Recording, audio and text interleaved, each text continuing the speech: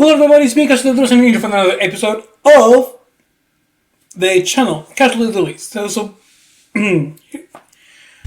what you guys have here, guys, is something that I never done it before, but I think it's interesting to understand like how other players, duelists, that are more experienced duelists than me, feel about the current game, especially from Master Duel. So Master Duel has been basically one of the, if not the most successful gateway that we have ever have for new players to get into the game.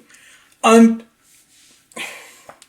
whether you like it or not, Master Duel is basically a cesspool of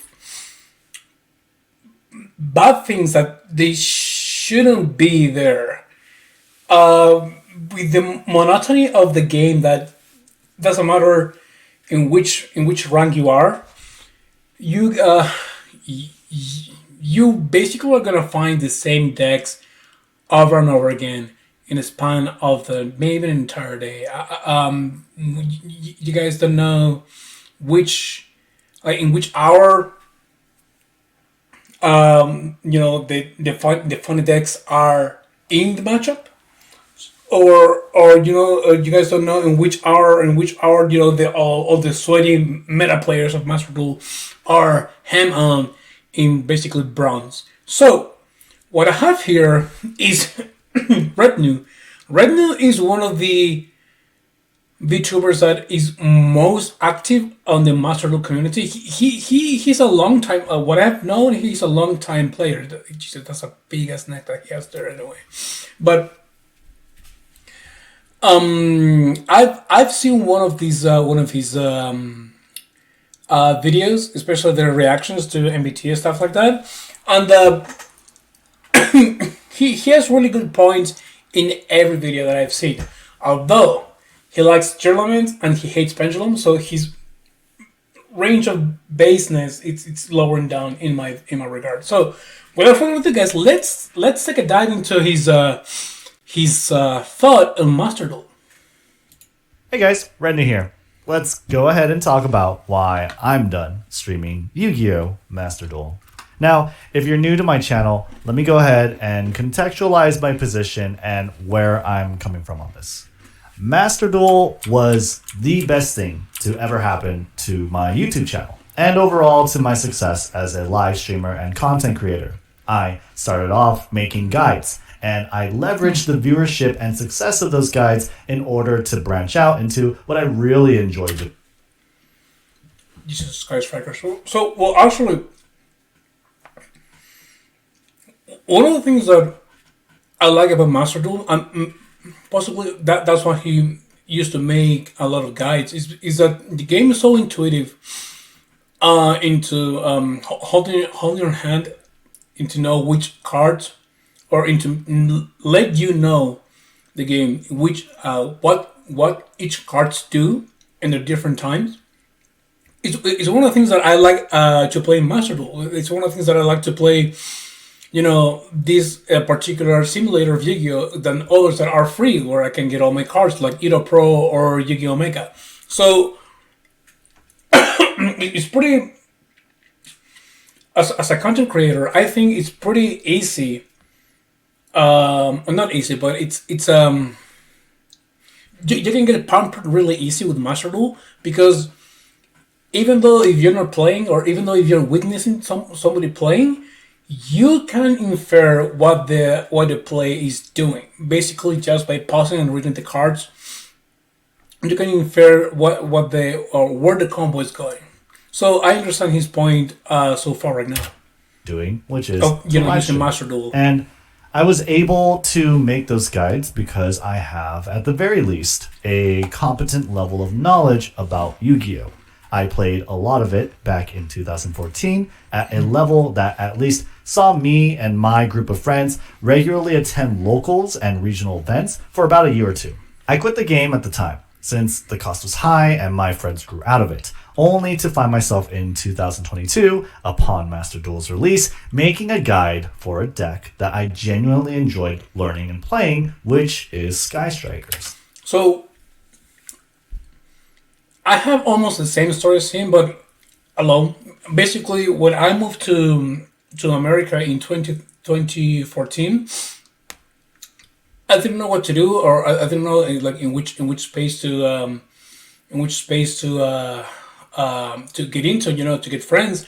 So I remember one time that I was in Target in Miami, and I saw that they brought out a structure deck from the Cyber Dragon. Of course, I remember Cyber Dragon because I used to play back in the day, back in 2005, 2006. I used to play Yu-Gi-Oh with my friends when I was in elementary school. So now, as a grown ass man, 10 years later, I see a Cyber Dragon Shulker deck, something that I was waiting for so long, and long story short, it died out a little bit after a month because the month after I was regaining my, all my grasp into the Yu-Gi-Oh metagame, Konami released the Pendulum Monsters, and I couldn't understand anything about the Pendulum Monsters back in the day. So I left Yu-Gi-Oh back in that time just because I didn't understood in that time pendulum summoning. That's all. I've been streaming Yu-Gi-Oh! Master Duel ever since for the better part of 2 years now, and I'm absolutely sick of it. So this video is not only going to be a post-mortem and explanation to my community on why I'm no longer going to stream their favorite game, but I'm going to go ahead and spice it up a bit for anyone just peeping their head in and explain to you why I think Yu-Gi-Oh! Master Duel is the worst card game out there. To first explain... Come on, that's a really hot take, man. With all the other cards over there that are really not as good. Come on, man. I think that's a take of that's basically like a take that Raron would do. Explain why Yu-Gi-Oh! Master Duel sucks. We have to first talk about the core issue, which is why does Yu-Gi-Oh! Suck? And why Master Duel, with all of its opportunity and potential to remedy it, fails to do so. Now, again, I'm not a casual level player like Papa Mutt over here, simply trying to get a rise out of the community as someone with a casual level. I want to say Papa Mutt is like a casual player. A casual player is like me, who understand basically in a very like underneath surface level all the mechanics of the game. You understand how to link, pendulum, synchro, XC, fusion summon from the deck from if the requirements are present in the field. Papa Mutt, as understood from his video, Papa Mutt is not a casual player. He doesn't play casually the game. He just played in this terms GOAT format back in 2005. So I wouldn't say that Papa Mutt is a casual player. Try to take over that Rednu. Fuck you, noise game. Full experience with the game. I know how this game works. I play it a lot, and my brand of content largely revolves around playing Master Duel in, at the very least, a competent level. Competent enough to be able to reach Master 1 with meta and rogue decks like Sky Strikers whenever I like. So my grievances with the game is going to be coming from someone who has played it avidly for a good while now, and only has a ton of reasons to continue to do so. The first reason why I think Yu-Gi-Oh! Is the worst card game out there is because of its overabundance of mechanics. Now, Yu-Gi-Oh! Has a lot of mechanics. Yu-Gi-Oh! Has 10 different summoning mechanics, 6 different special summoning mechanics, 10 different major card types, 9 different subtypes for spells and traps, 6 different abilities for monsters that pretty much act as subtypes for monsters, and then finally you have monster tokens and trap monsters that are treated differently from other monster types in the game. And even among the trap monsters, that further breaks down into 2 subtypes where you have cards like Shade Brigandine, being a trap monster that is not treated as a trap, and Altergeist Amulet Elf that has reminder text letting you know that it. And I love any of those. I love that Yu-Gi-Oh! Has such a plethora of ways to interact with each player. I'm not saying interaction as interruption, I'm not saying interaction as interruption. I'm saying interaction as duelist with the mechanics or the deck that you're using. Is still a trap. You can only imagine then how all of these different permutations and combinations of types and subtypes interact differently between Yu-Gi-Oh's 6 different turn phases and all of its open game states that lie in between. On top of all of these super and subtypes of cards, there is a shameless bias for cards with more and more text that has only grown over the years. This creates a lot of bloat and complex interactions that absolutely everyone has run into problems with at least once in the past. Yes. The text debacle is actually, I think, as a guy who just went almost, he's almost like in a year and a half on the game. It's kind of a hit or miss because many of the cards that are like with long text, they usually are, how to say it, not as good or are not very or are not as played as other cards from the game that are meta staples basically. Of course, there's some exceptions as Endymion or the other pendulum card that is good. Yes, everyone. Contrary to what you might think, this overabundance of mechanics is not only a new player problem, but it makes the game incredibly difficult to play and judge. Even pro players, like Pac TCG, a 2-time Yu-Gi-Oh! Champion and consistent top placer at official Konami events, was accused of cheating by the Yu-Gi-Oh! Community at a major Yu-Gi-Oh! Event just yesterday, from the time I'm recording this, for making a misplay that was only later caught by the official judges. Just think about that for a second.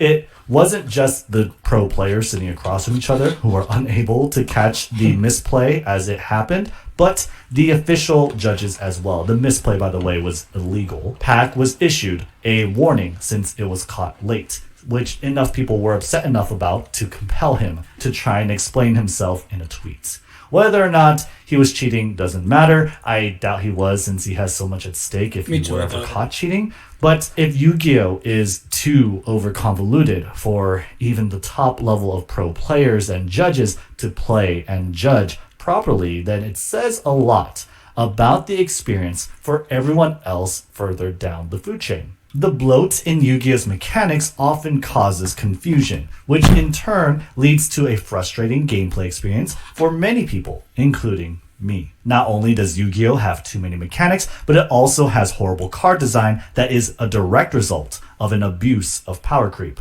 For instance, trap cards are practically irrelevant in modern Yu-Gi-Oh! There's a really good video that explains this by Key Yu-Gi-Oh! That I can refer you to, but basically, because trap cards are cards that can only be used after it has been set for one turn on your turn, they are too slow. The only trap cards you see being played are either archetype-specific trap cards that do so much for that particular archetype, or cards that literally change how trap cards work, like Infinite Permanence. Okay, like Infinite Impermanence. Okay, which Infinite Impermanence. So, hot take. I really love using the in-archetype trap cards or in-archetype spell trap cards if I'm using an archetype. One of the strongest suits that I like about Yu-Gi-Oh! Is the ability of role-playing when you are using an archetype. I love that because I think I'm using the entire scenario of the archetype that I'm using at my disposal. Am I the only one who thinks that? And also, like using traps that are hand traps, basically like infinite permanence. It is, by an extent, like he's saying, like a detrimental way of the card design of the game. Is a trap card that negates monster effects and can be activated from your hand if you control no other cards on the field. bypassing a trap card's restriction and thus its identity entirely. And if it's not those trap cards that's being played, then the trap cards are likely only being used by specific archetypes like Labyrinth or Traptrix, who are designed with mechanics that explicitly enhance a trap card's performance. Labyrinth Kuklok, for example, allows you to activate a normal trap card the turn it was set, as opposed to waiting a turn, making it practically a spell card. And I want Cook is basically what Makira used to do back in the day. Cook should have been banned. wanted to start with this example because trap cards being functionally outdated is a symptom of Yu-Gi-Oh's horrible card design, which comes from Konami's over-reliance and abuse of power creep in order to sell cards. The reason why trap cards are outdated is because modern Yu-Gi-Oh! Is too fast. There is no mana, like in Magic or Hearthstone, that limits your options. Okay, I really hate the argument that Yu-Gi-Oh sucks because there's no mana system. Every game has an economic system, and when people say like fucking Run like says that, oh well, Yu-Gi-Oh sucks because they have a no mana system, is is such a ignorant take. I'm not saying that Rednu is like putting all his pieces into that argument, but saying that or making that the argument that Yu-Gi-Oh sucks because there's no mana system is ignorant and crossing the mediocre bar. Only thing that limits your play in Yu-Gi-Oh! Are three things: your one normal summon, the quantity and quality of the cards in your hand, as well as the number of zones available on the field. All of these things are easily manageable and circumvented by modern Yu-Gi-Oh! Card design. Your one normal summon hardly dictates how many monsters that you can normal summon. There are so many cards in Yu-Gi-Oh! That draws you more cards to supply you with quantity and either special summon, search, or dig for a specific card in your deck to make up for the quality. There are too many zones for it as a limitation to matter. Multiple monsters combine with each other into a single form, with special summoning mechanics like Exceed Summon, Fusion Summon, or Synchro Summoning, in order to make powerful boss monsters that exist in an extra deck. A deck that exists entirely separate from the main deck that you draw from. This gives you full access to a suite of boss monsters that your deck, assuming it was built by anyone with a competent level of knowledge in this game, likely it is because you probably net decked your deck, should have no problem tapping into. This overall lack of limitation dilutes any sort of variance that is present in practically every other card game, and what it leads to are an overabundance of games that feel very similar to each other. Why would your matchup against a dominant archetype like Pirelli feel any different? Pearly. Dude, it's Pearly. Like Pirelli. Game by game if Pirelli has 3 cards that can search for 12 cards that can perform the same function of special summoning one of 6 monsters in your deck that either dig for those 12 cards or search for the 3 cards that searches for one of those aforementioned 12. I'll save you the trouble of parsing that confusing sentence. That is 21 cards in a maximum deck size of 40 that can pretty much search for itself. Minimum, but yeah. Meaning over half the cards in a Pirelli deck is a super consistent engine of destruction that preys upon everything else. Ask anyone that plays card games at a somewhat competent level, and they will tell you the very same thing. This is ridiculous. Consistency is power, and consistency is king in card games. This leaves the only traces of variance for top-performing decks to be practically restricted behind the initial coin flip that determines who goes first and who goes second, because whoever goes first is able to do their crazy combo setup, and whoever goes second has to respond. That all set. This doesn't leave the second turn player at a disadvantage technically, because this too is balanced by good old power creep, and goes back to why trap cards are outdated. A good deck will have enough interruption that can be played from the hand, or enough cards that totally invalidate the other player's turn. Ash Blossom will flat out stop effects that search or special summon from the deck. Still though, like Ash Blossom, it's just once per turn. And basically nowadays, like archetypes have either 2 or 3 in-hand searchers for your deck. For example, this is a budget mechanical deck that I've been building, and I have usually a mechanical deck has Ohime as a searcher, what else? Prep as a searcher, and even the thing that I like to use against the Ash Blossom of my opponent is using Kaiju Slumber.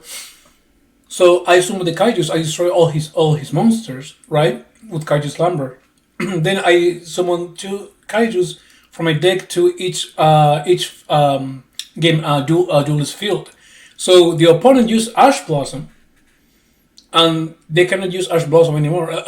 Ash Blossom is not that bad of a card to play against if you know how to build your deck. So I don't know. I don't feel like that's a really strong argument to make there.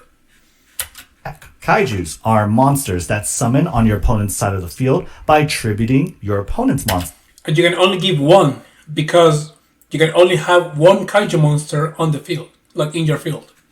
Completely bypassing any destruction or targeting immunity. Nibiru, the primal being, is a meteor that can be summoned from the hand and obliterates the entire field on your opponent's turn if the opponent was dumb enough to play Yu-Gi-Oh! And perform 5 or more summons. Why would anyone wait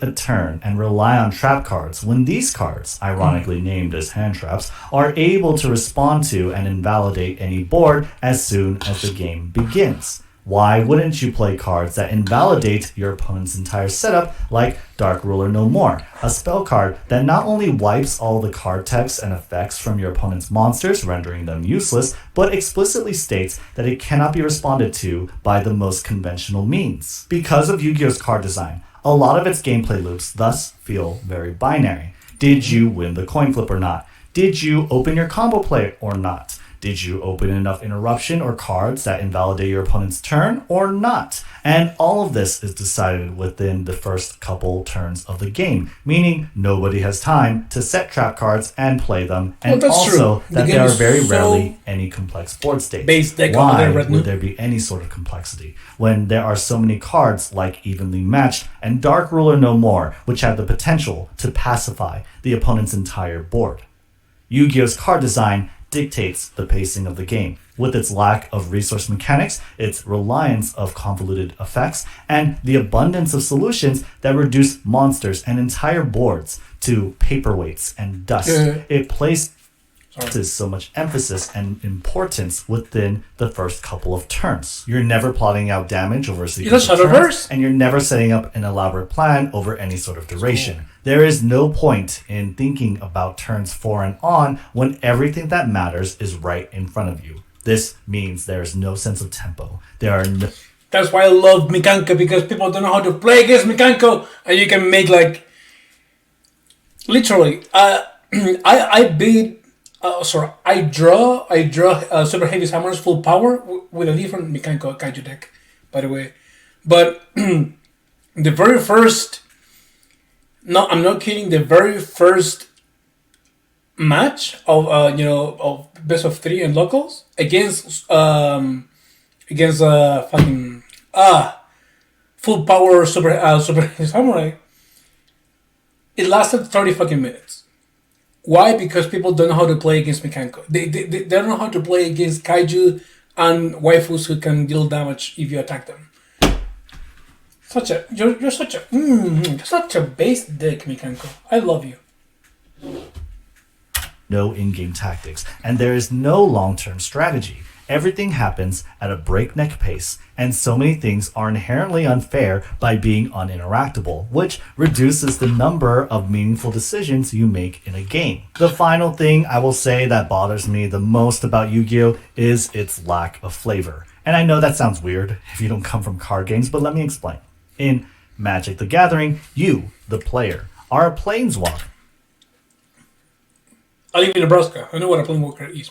an entity that can travel Oh. between separate universes with ease. Nebraska. You tap into naturally occurring ley lines that produce magical energy in the form of mana in order to cast spells and basically conduct wizard battle with your nerdy friends. The spells you cast come from a mental library, which in-game is your deck of cards. This explains why every card, other than lands, in Magic is considered a spell, and thus can be counterspelled. Even creature cards are spells that summon creatures into battle. This background provides a lot of context to the thematic design of cards. Thoughtseize is a card that discards any card from your opponent's hand, but thematically, you are reading the conscious mind of the enemy player and stealing their thoughts away. Gingerbrute is a small gingerbread cookie given life, so he's typed as a food golem. Given his size, he has small stats and has haste, expressing his ability to fit into tight spaces and move quickly. And when you're done using him, you can activate its third ability, which says to sacrifice Gingerbrute in order to give you 3 life, which implies that you ate him. This continues in Sir Ginger, who can also be eaten. Dragons, barring exceptions, all have flying in their card text and usually have a 4/4 or 5/5 stat line, and if they don't have those things, often they will have something thematic to explain it. This kind of flavor exists in abundance in Magic and many other card games. Damn. It's very clear that it is a conscious design. So, if you have reached this part of my video, and if you're playing Magic the Gathering, could you tell me who like the bodies in Magic the Gathering, so I could use it as a field center? Decision. Please. And it basically doesn't exist in Yu-Gi-Oh! Yu-Gi-Oh! Is almost purely mechanical in contrast. Why can Kashtira Fenrir search for any Kashtira monster, including itself, which most cards that search for cards are unable to do? Because he is the boss, I guess. He's the coolest one. What about E Purely Happiness tells you that it is more adept at fetching any sort of Purelli card from your deck after attacking, or that it can have the search for cards are unable to do? What about E Purely Happiness tells you that it is more adept at fetching any sort of Purelli card from your deck after attacking, or that it can have the attack of a monster on the field after Because happiness creates friends, and friends is magic.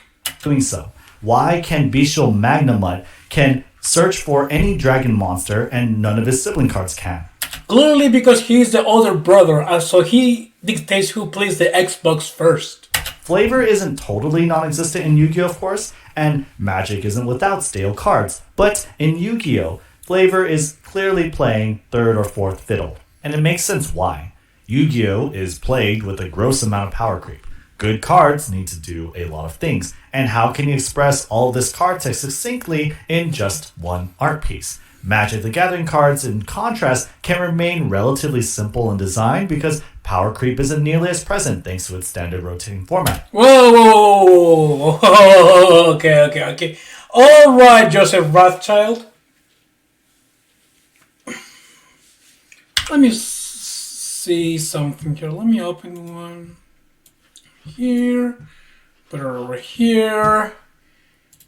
Go over here.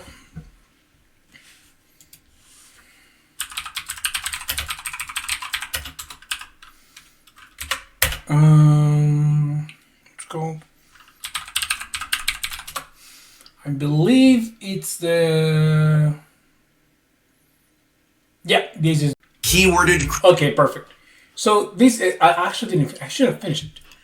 This is a video from Tulare Community College from the professor himself saying about how power creep is ruining Magic the Gathering. This video was shot a month ago, a month before Rednu said this stupid take about power creep and power rotation and stuff like that.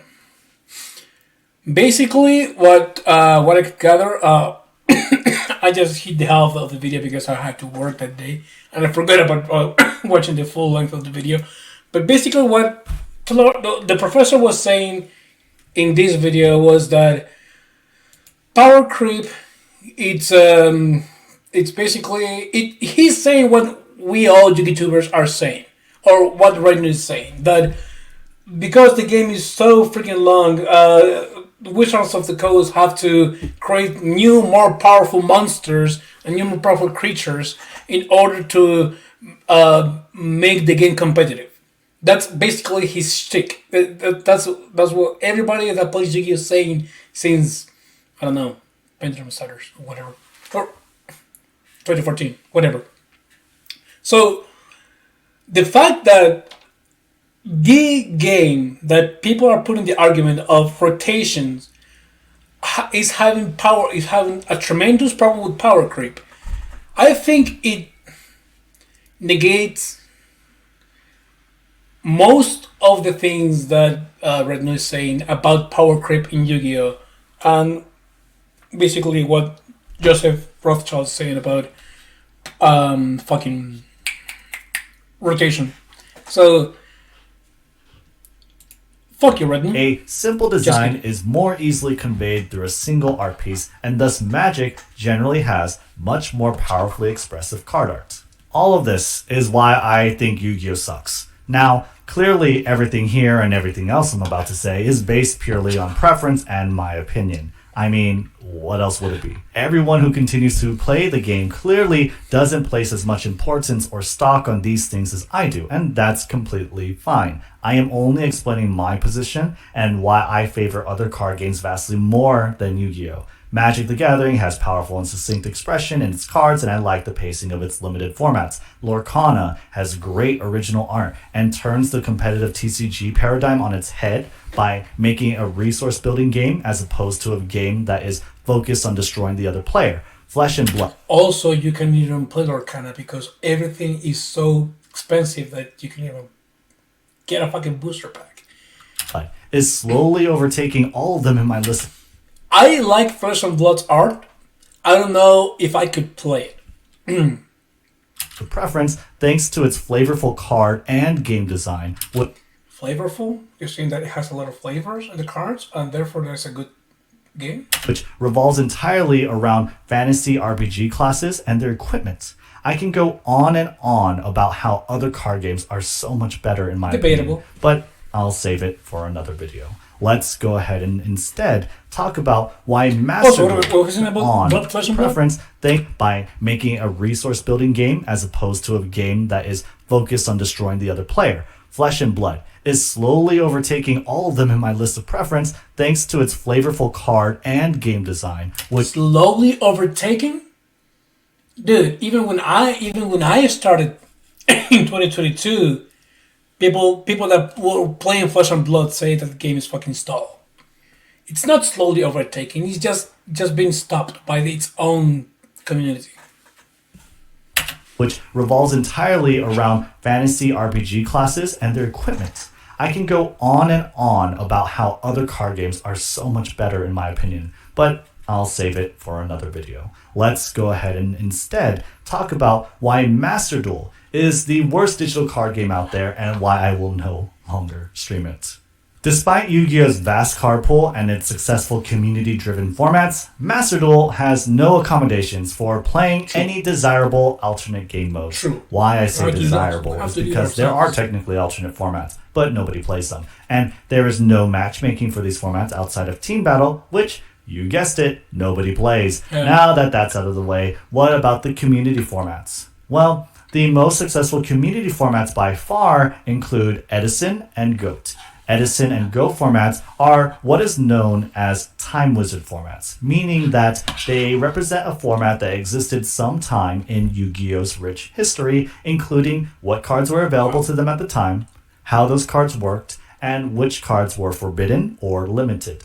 GOAT format represents Yu-Gi-Oh! In April of 2005, and Edison represents Yu-Gi-Oh! In March of 2010. Edison is so popular that it was suggested to Raran, a Hearthstone content creator who originally wanted to give 10 hours and learn Yu-Gi-Oh! With Master Duel. And he failed miserably because he's a fucking moron. I'm sorry, but this is why I don't get why Raran. It's another argument to make. You don't play a card game in one day, in 5 hours to say the least, and thinking you can be in ranked or play in a competitive level. It's asinine stuff. I'm pretty sure that even Ronald, when he started, what's the game's called? The game. Oh fuck, the card game that he's proficient with. I don't know that he started playing competitive the same day. I don't think so. So if he thought that he could outsmart Duelist in a game that it has 20 years more content, like in-game content, that the game that he's proficient with, I think he's a fucking stupid moron. Or with all more respect to Reverend. Then got so frustrated with the game that he quit early after 4. But what's the problem? If Edison is so good and only represents a previous format in Yu-Gi-Oh's history, why doesn't the community just play Edison in Master Duel? After all, Master Duel has all of the cards that Edison format uses since it's just using an older card pool. Well, the problem is that Edison and GOAT format literally cannot be played in Master Duel. True. Edison and GOAT format play with old Yu-Gi-Oh rules, which are significantly different to the rules of modern day Yu-Gi-Oh! As well, several key cards have been officially reworded and nerfed from since then. Since Master Duel cannot be customized in any which way regarding balance, rule changes, rulings, or nerfs, it's not only impractical to play those formats given the rarities of certain cards, but it is flat out impossible. Not only can you not play any desirable alternate game modes, but there's no effort from Konami to give you alternate formats to play. I think that is the main problem with Konami. They don't make the effort to give to the consumers the thing that they feel more comfortable with the game. I think that is the entire point of why we are many pissed off of Konami and Master Duel. That players can widely play are limited time events, and only a few of them were really successful. They exist mostly as a means for the player base to farm currency, as opposed to being something that was thoughtfully designed for players to have fun thinking about the game in a different way. Given how limited the time frame is to enjoy these alternate game modes and how inconsistent they are in terms of quality and fun, I think it is a total failing on Konami's part that the only way we can interact with Yu-Gi-Oh's rich and diverse card pool is through its horrible current standard format. Now, we can't get away from talking about the elephant in the room, and that is Max C. Max C is by far the most poorly designed card to exist. I don't think it's poorly designed. As far as I know, it was introduced in 2011, but you don't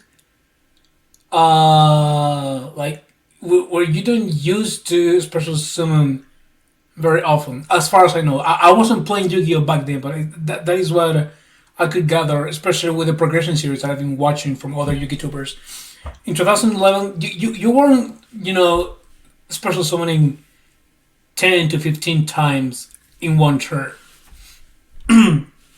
So back in the day, Maxi was actually a very good, well-placed design card, I think, for the time that it was introduced, because not many people were just synchro summoning willy-nilly.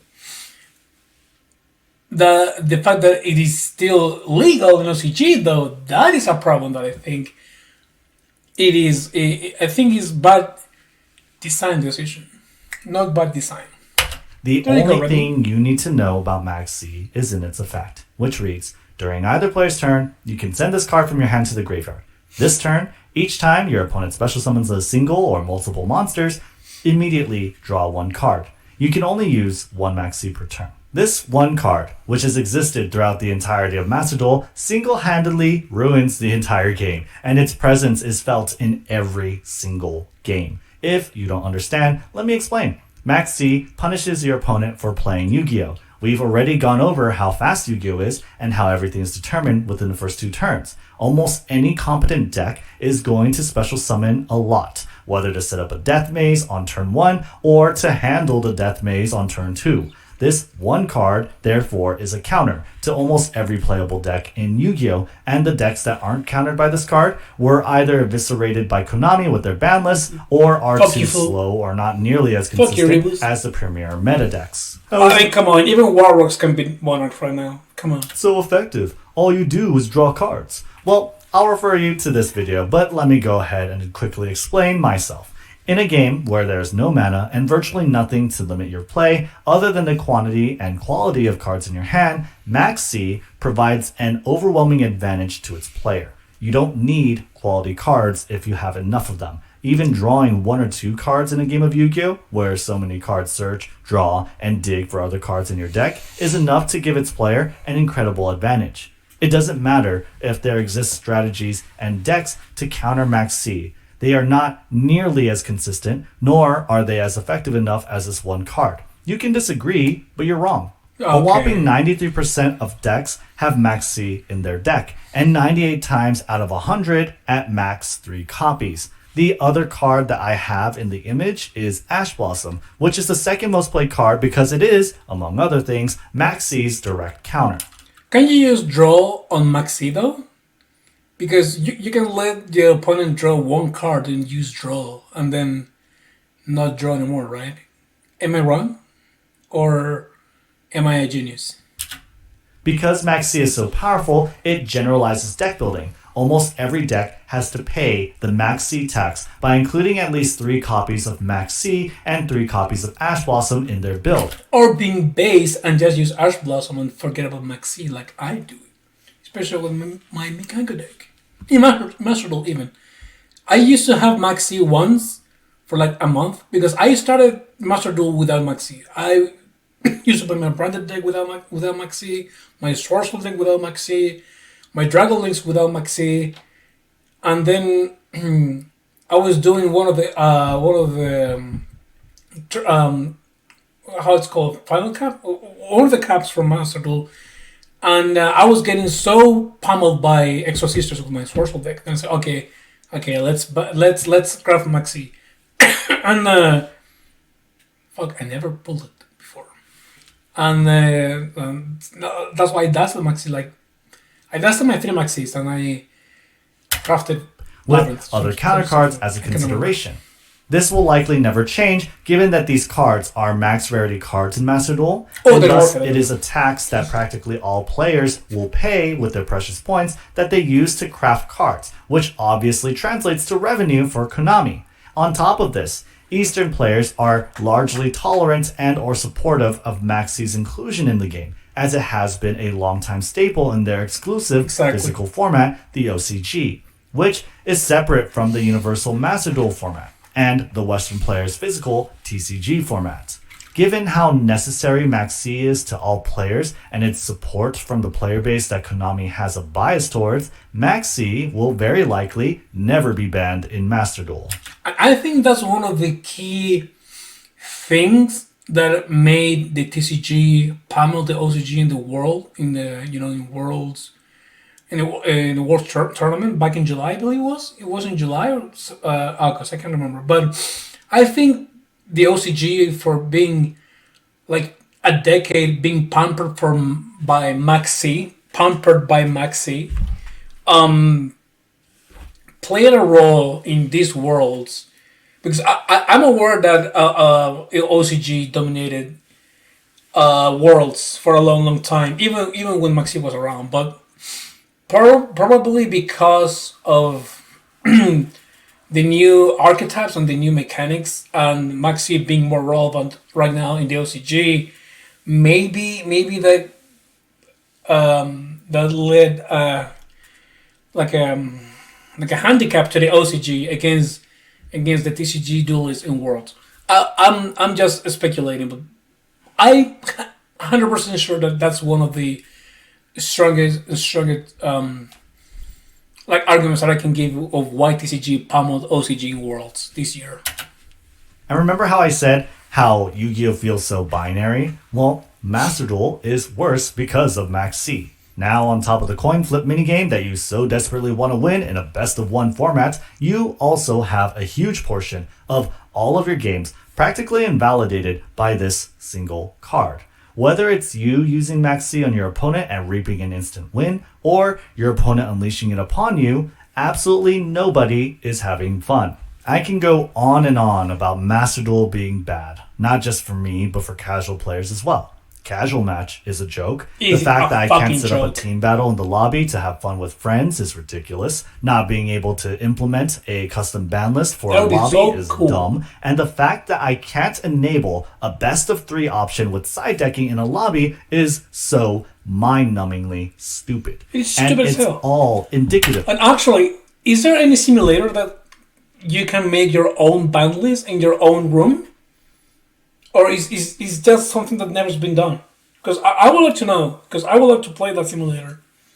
Of what I hate the most about Master Duel, which is Konami's cold and utterly detached relationship it shares with the Western That community. is so valid. The community cannot hold Konami accountable to anything. It has only shown indifference in the face of any complaints. Because Yu-Gi-Oh! Is so wildly different than any other card game and has a strong brand identity with its anime, Konami has no reasonable fear that its player base may dramatically change from poaching or as a consequence from their decisions. In fact, major decisions from their perspective only pose a risk to lose players. Banning Max C may please a lot of Western players, but how many new players will it create?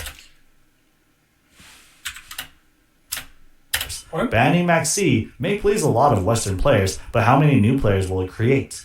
I don't think that new players like I don't think like new players would. Oh, I don't think that getting new players wouldn't be a problem if you ban Maxi because new players don't know what the fuck Maxi is, right? Or am I missing something of his argument?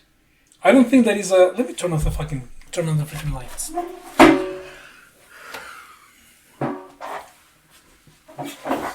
I don't think. I hate my light. There we go. Thank you. My light. I don't think like he's like that's a really strong argument for new players. Like if you ban Maxi, we're not gonna get new players. That's what he's saying. That is a. I don't know. That doesn't seem to me like a strong argument.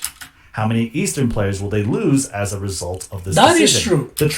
Even though I've heard that a lot of OCG players are trying to get into TCG, or like they play like TCG with their friends because they are tired of the OCG format. There's a bunch of OCG people or OCG players that they feel comfortable with the OCG format. Trade-off is obvious. There is no reason for Konami to make any major changes when they are the sole kingpin that holds this specific brand of cardboard crack that its player base is so fervently loyal to. Konami has no ambition to make Yu-Gi-Oh! Appeal to a wider market because they know it's a horribly convoluted mess that's hard to teach, hard to watch, and that's literally why they made Rush Duel. Certain marketing moves, like their recent deck flexing series, gives me some hope for the future of the game, but the fact that it took a better part of 2 years for Konami to realize that Master Duel has the potential to appeal to a wider audience, and that it might be a really good idea for them to leverage their loyal and successful indie content creators to do that, it tells me that Konami is too slow to adapt. I mean, I could argue that these 2 years that happened used to be like a filter in order to gauge how many new players they can gather, you know, in order to make this kind of events with Team APS and the other VTubers and other indie creators, because with an application you cannot expect in 6 months to create or to gauge the entire persona or like demographic of the of the application that you're running. Even though that you create the persona for the application that you are developing on, and you expect that only that demographic goes into that application, in this case Master Duel, 1 or 2 years doesn't seem like a crazy time in order to gauge if other demographics are getting into the game. So I think that's not. I don't think Konami is at fault of waiting for 2 years in order to getting in the indie content creators to collab with each other. And that I can just go ahead and do myself a big favor of not playing the game until they decide to improve it, and so that's what I'll do.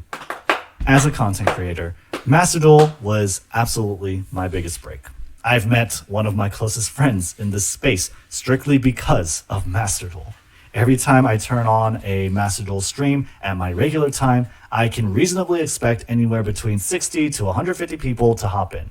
I'm not sure if many people can relate to how gratifying it feels for someone like me, an indie content creator that loves streaming, to have that expectation be met on a consistent basis. That is true.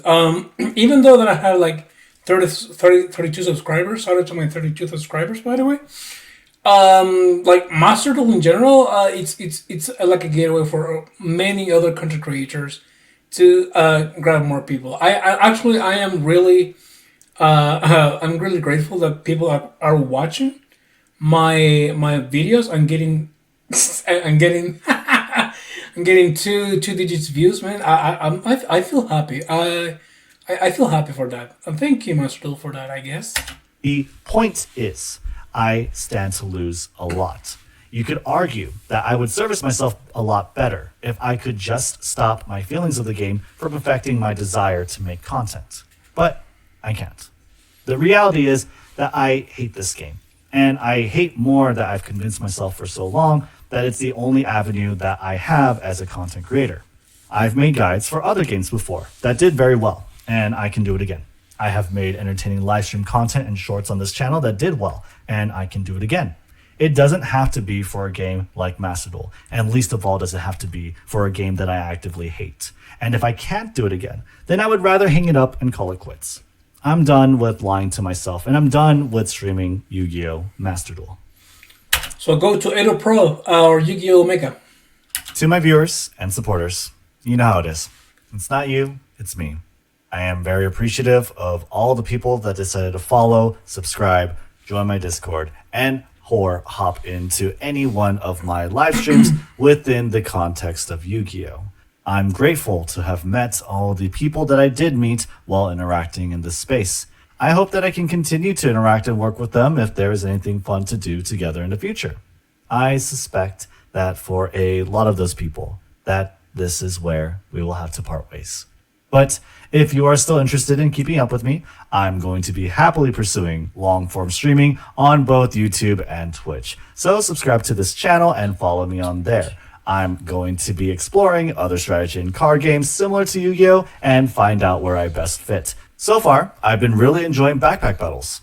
Hearthstone is coming up with its own tag duel game mode and two-player battlegrounds. Marvel Snap is something I've been wanting to hop back into. The thing that throws me off of Marble Snap was the marketing. With the designer said, "Marble Snap, it's a game designed with everything that makes a game fun." That is such like a cookie cutter marketing shit to do that no developer says that shit in a game pitch. I hate it, and that's why I don't believe in Marvel Snap being a marvelous game.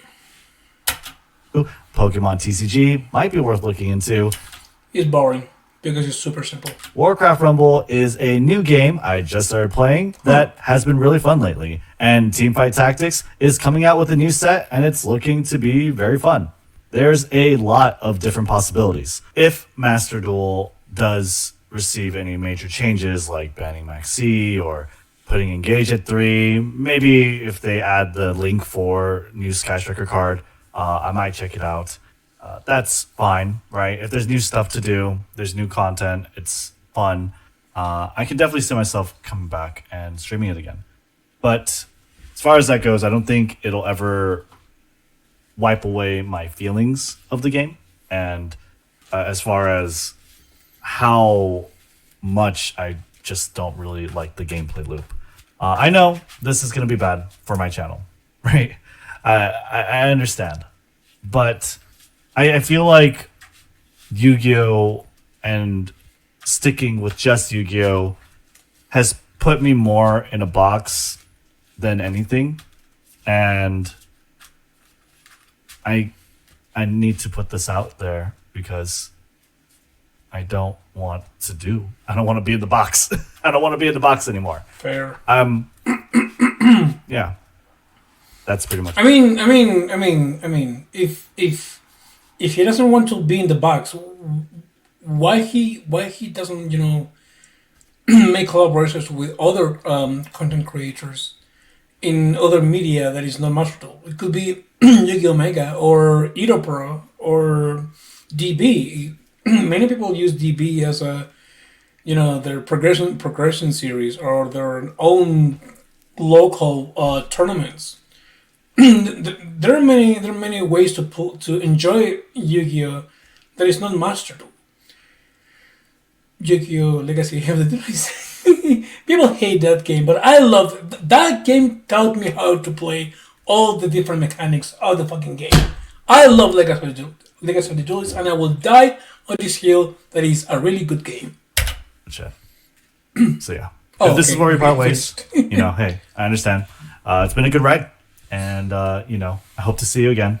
But other than that, if you are sticking around, hey, thanks a lot. I hope to see more of you, and if this somehow breaks past the algorithm, and this is the first time you see me, hey, I hope this is fun for you. But yeah, think I'm gonna be good on that. Take care, be safe, and I might see you on the next one. Peace. Bye, Rednu. Hope you find your Sky Strikers. Meet the Ninja Combi. The all-in-one I mean, oven shut up. and air fryer. Shut up. I mean, he has a bunch of fair points. Most of them were really fair points and really valid points. Other points, I can see some fails in my perspective of his arguments.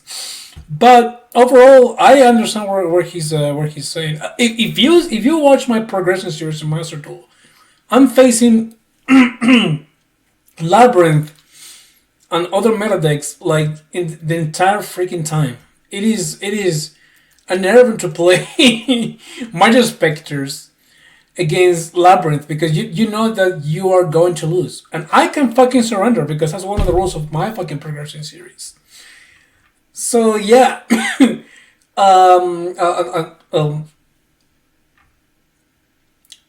well, points. I think he has. I think he just made up his mind that not play anymore Master Duel.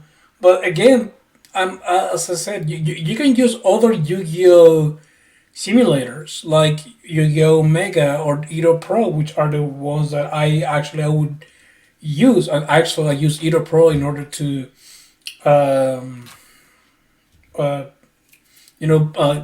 test my decks that I would like to build. So I understand where he's coming from. But anyway, thank you very much, guys, for being here. That was Rednu, the VTuber, saying that I'm done with Yu-Gi-Oh! Master Duel. See you guys in another time. Again, this is a very different video that I do. I'm almost an hour of recording. I don't think I'm gonna edit anything. I like this to be as it is because I hate editing. But you guys will see this video. Oh, what am I saying? Fuck you. Okay, bye bye, guys.